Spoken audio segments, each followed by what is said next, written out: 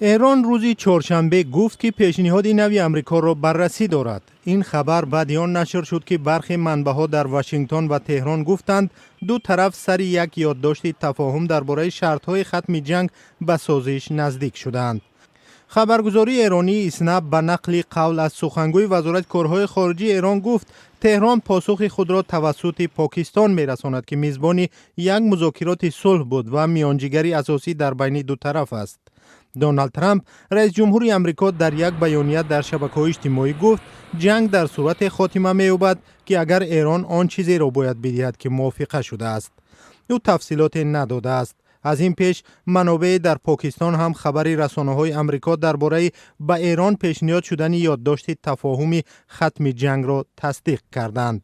منبع‌ها گفتند همزمان با یادداشت تفاهم موضوع باز کردن راه کشتی‌ها در تنگه هرمز، برداشته شدن تحریم‌های آمریکا و محدود کردن فعالیت اتمی تهران هم باید بررسی شود.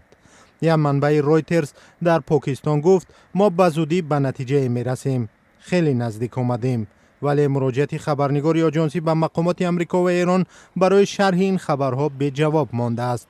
در همین حال واکنش بازارهای جهانی به خبرهای اخیر احساس شد و نرخ نفت یک بار پایین آمد و امیدواری‌های را درباره به نظم آمدن بازار نفت و گاز جهان به میان آورد. پیش از شروع نزاع تخمیناً 20% نفت و گاز مایع توسط تنگه هرمز به بازارهای جهانی می رسید. در روز اول حمله به ایران در روز 28 فوریه ایران این راه را بست. ماه اپریل امریکا راههای کشتی‌های ایرانی به بندرهای این کشور و از آن بیرون را بسته بود.